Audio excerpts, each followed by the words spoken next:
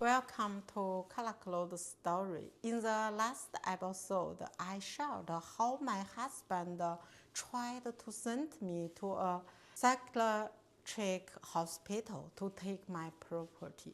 In this episode, I want to tell you how I found my biological family. The most scientific method right now is DNA matching. China established a national DNA database in 2023.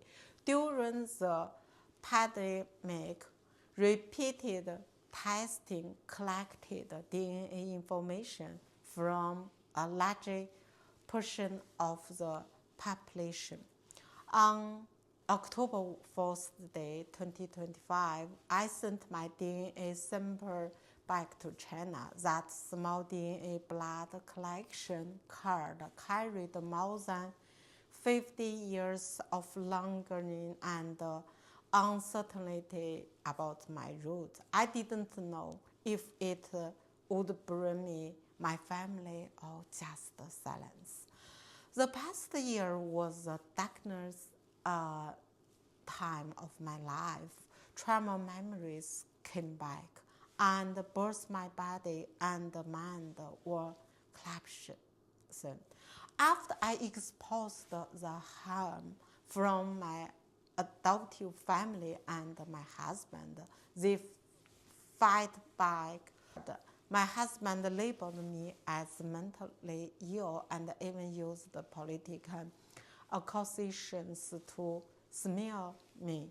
That period felt like going through an earthquake, a tsunami, and a fire all at once. I was trying to find my family, facing my violations boundary, fighting an illegal battle, and dining with constant threats.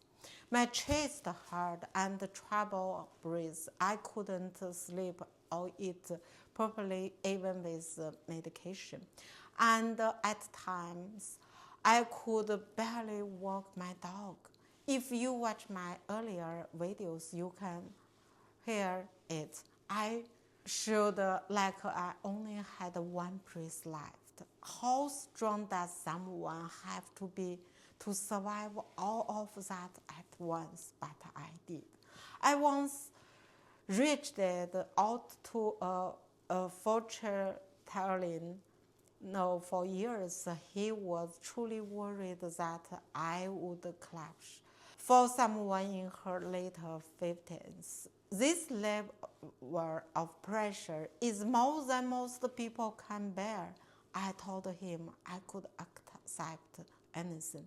I told my doctor the same thing when she needed to make sure I was safe. I said I believed I was one of the strongest women in the world. After I started searching for my family, I quickly realized that speaking out was not enough.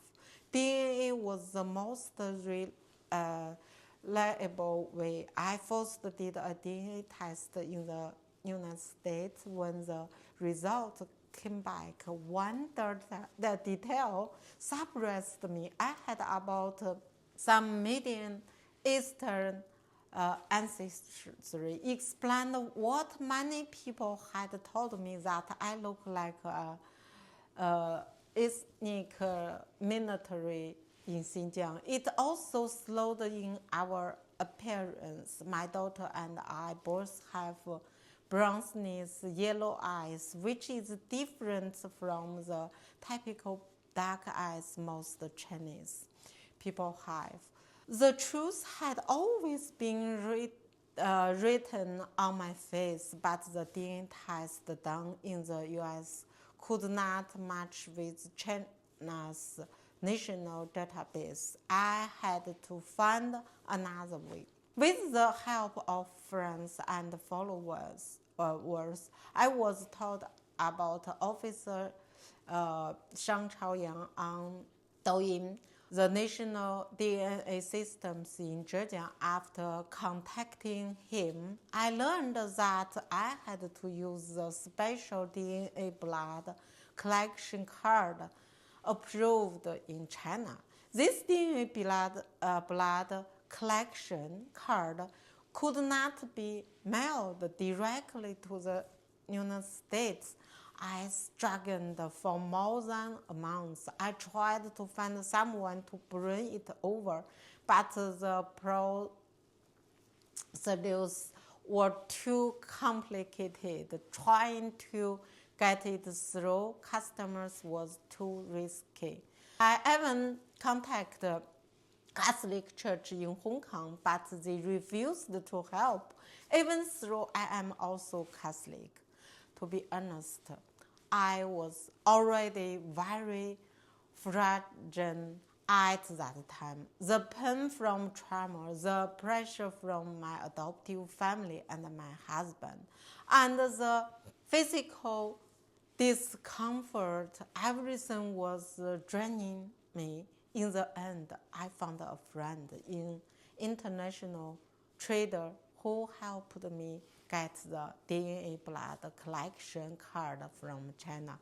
The day I received it, it held it in my hand for a long time. It was so light, just a piece of paper, but it feels so heavy. It carried my only hope of finding my family.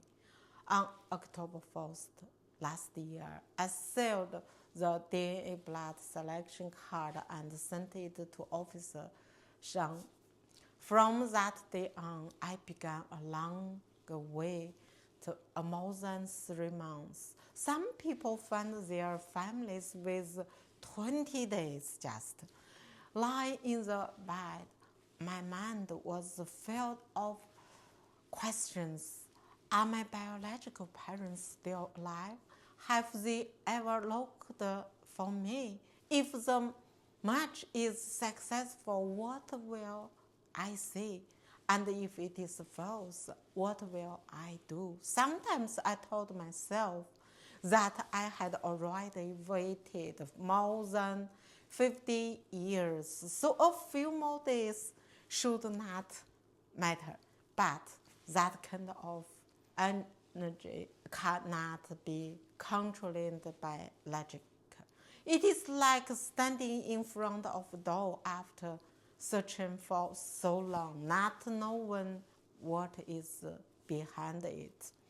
Right before the spring fostering on last year, I received the result. I learned that I was out of wedlock, and my mother did not want her peaceful life to be disturbed. Once again, my heart was broken. I want to say this, Mom, I don't blame you for not keeping me or not looking for me before.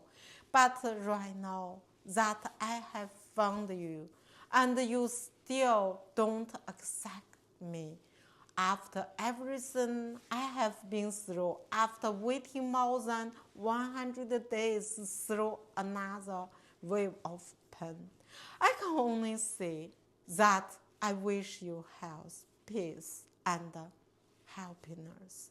In the next episode, I will share the family I built along the way, my trauma support group. Thank you.